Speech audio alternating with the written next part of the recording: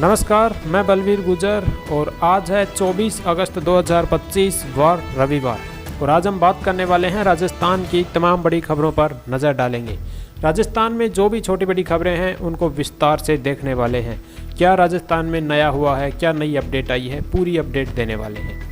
सबसे पहले हम बात करेंगे मौसम खबरें। जी हाँ, यानी कि राजस्थान में क्या हाल है मौसम का, पूरी अपडेट देंगे। उसके बाद हम बात करेंगे सोने चांदी का अपडेट। जी हाँ, यानी कि जयपुर में सोने का भाव और चांदी का भाव आज क्या रहा है उसके बारे में भी विस्तार से चर्चा करेंगे। फिर हम बात करेंगे पेट्रोल और डीजल की कीमत, यानी कि जयपुर में आज पेट्रोल का भाव और डीजल का भाव क्या रहा है उसके बारे में भी अपडेट देंगे। फिर हम बात करेंगे सरकारी नौकरियों के बारे में भी अपडेट देंगे, सरकारी योजनाओं के बारे में भी अपडेट देंगे और जो भी तमाम छोटी बड़ी खबरें हैं राजस्थान में उन सभी को विस्तार से देखने वाले हैं। तो आज ही जुड़िएगा KTI बुलेटिन राजस्थान से। चैनल को सब्सक्राइब करिए ताकि समय समय पर आपको ऐसी ही ऑथेंटिक जानकारी देखने को मिले। तो चलिए फिर देर न करते हुए वीडियो को शुरू करते हैं और आगे बढ़ते हैं। आइए बात करते हैं आज के पंचांग की। तो भाद्रपद शुक्ल पक्ष की आज प्रतिपदा तिथि है जो कि सुबह 11:48 तक रहेगी। इसके बाद द्वितीया तिथि लग जाएगी। और जयपुर में सूर्योदय व सूर्यास्त कब तक होगा? सूर्योदय 6:02 पर हुआ और सूर्यास्त 18:57 पर होगा। चलिए कुछ अन्य अपडेट देखते हैं। राजस्थान के नए स्टेट एक्सप्रेस वे पर कम लगेगा टोल। सोलर कंपनियों को लगाने होंगे 1 के बदले 5 पेड़। एम्स की तर्ज पर बनेगा रिम्स। जी हाँ, कैबिनेट ने Rajasthan institute of medical sciences RIMS bill को मंजूरी दे दी है। एम्स की तर्ज पर जयपुर में रिम्स को विकसित किया जाएगा। जयपुर में 2200 करोड़ की लागत से राजस्थान मंडपम बनेगा। नए बनने वाले स्टेट एक्सप्रेस वे पर टोल की दरें भी कम होगी। सोलर कंपनियों को 1 पेड़ के बदले 5 पेड़ लगाने होंगे। शनिवार को कैबिनेट की हुई बैठक में ऐसे ही तमाम प्रस्तावों को मंजूरी मिली है। कानून मंत्री जोगाराम पटेल ने कहा, सवाई मानसिंह SMS हॉस्पिटल का कैंसर संस्थान भी RIMS के अंतर्गत आएगा। सुपर स्पेशलिटी की सुविधाएं भी मिलेगी। मेडिकल के लिए प्रमुख सचिव इसके अध्यक्ष होंगे। फैकल्टी नियुक्ति के लिए समिति बनेगी। साथ ही कैबिनेट ने प्रदेश की नई भूमि आवंटन नीति को मंजूरी दी है। मौजूदा जमीन आवंटन के नियमों में कुछ बदलाव होंगे। सार्वजनिक कामों के लिए सरकारी जमीन आवंटन के नियमों में बदलाव होगा। सबसे पहले हम स्टेप बाय स्टेप समझें तो जयपुर में बनेगा राजस्थान मंडपम और GCC टावर। जी हाँ, और बात करें कैबिनेट के 5 बड़े फैसले कौन कौन से हैं। एम्स की तर्ज पर जयपुर में रिम्स बनेगा। विधानसभा में रिम्स बिल आएगा। सोलर कंपनियों को 1 पेड़ के बदले 5 पेड़ लगाने होंगे। 2500 मेगावाट के 10 सोलर प्लांट के लिए जमीन आवंटन को मंजूरी मिल चुकी है। नए स्टेट एक्सप्रेस वे पर अब टोल कम लगेगा। एक्सप्रेस वे नीति में बदलाव को मंजूरी है और जयपुर में 3500 करोड़ में विश्व स्तरीय कन्वेंशन सेंटर बनेगा। 36 महीनों में ये काम पूरा हो जाएगा और बेकार पड़ी हवाई पट्टियों को एयरो स्पोर्ट्स के लिए लीज पर दिया जाएगा।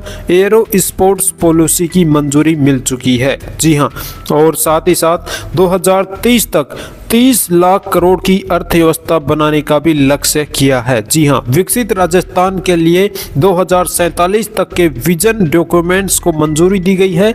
2030 तक 30 लाख करोड़ की अर्थव्यवस्था का लक्ष्य रखा गया है। इसमें 45 विभाग शामिल हैं। विजन डॉक्यूमेंट्स में विकसित राजस्थान बनाने के लिए अलग अलग टारगेट तय किए गए हैं। हर गांव में शिक्षा और रोजगार के अवसर उपलब्ध कराए जाएंगे। जी हाँ, और युवाओं को 2 करोड़ तक का कर्ज मिलेगा। 8% सब्सिडी भी मिलेगी। और आखिर में फैक्ट्री कर्मचारियों को काम करने के घंटे भी बढ़ा दिए गए हैं, यानी कि फैक्ट्री कर्मचारियों के काम के घंटे बढ़ाने की मंजूरी मिल चुकी है।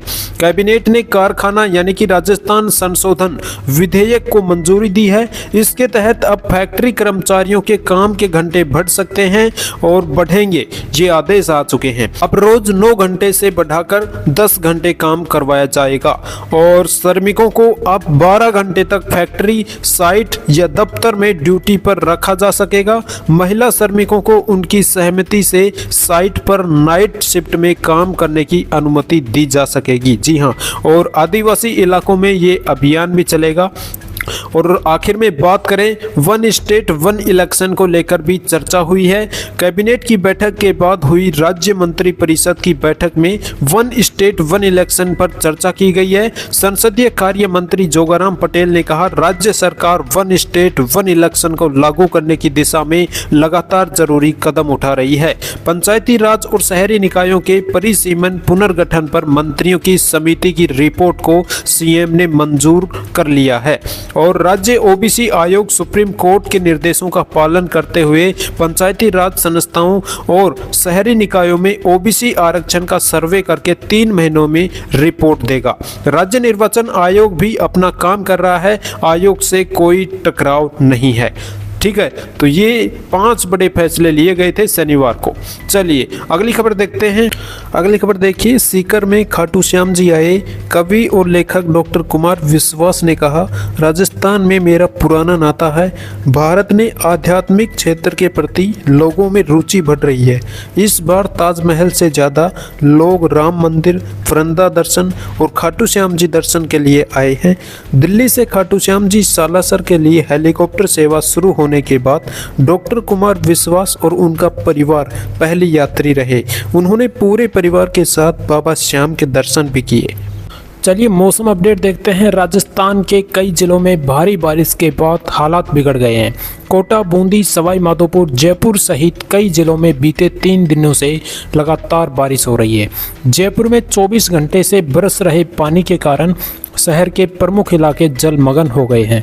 कई सड़कों पर ट्रैफिक बंद है, गाड़ियां भी डूब गई हैं। जिला कलेक्टर जितेंद्र सोनी ने 25 और 26 अगस्त को सरकारी और निजी स्कूलों में छुट्टी के आदेश दिए हैं।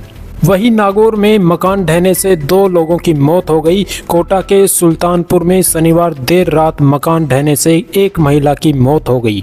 हाड़ौती के जिलों में बाढ़ के हालात हैं, जहां सेना रेस्क्यू कर रही है। एयरफोर्स के हेलीकॉप्टर MI-17 की भी तैनाती की गई है। टोंक के उनियारा में लोगों की समस्या जानने निकले उपखंड अधिकारी।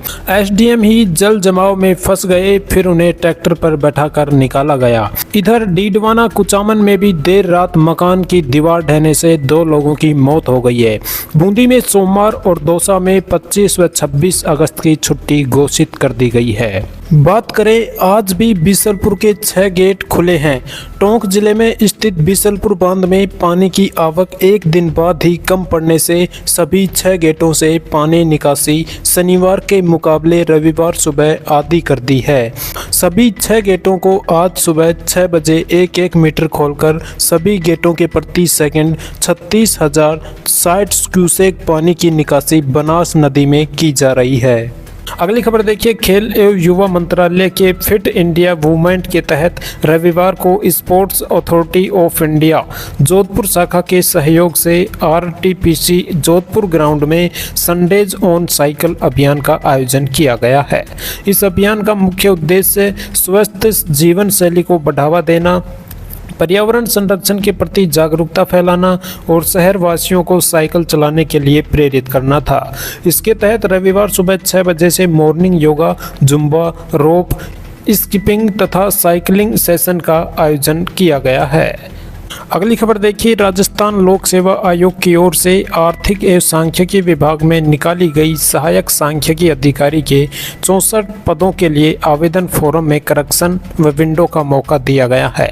इसमें अभ्यर्थी का नाम, पिता का नाम, फोटो, जन्म तिथि व जेंडर के अतिरिक्त अन्य संशोधन ऑनलाइन किए जा सकेंगे। ऑनलाइन संशोधन व करेक्शन कल यानी कि 25 से 31 अगस्त 2025 तक किए जा सकेंगे।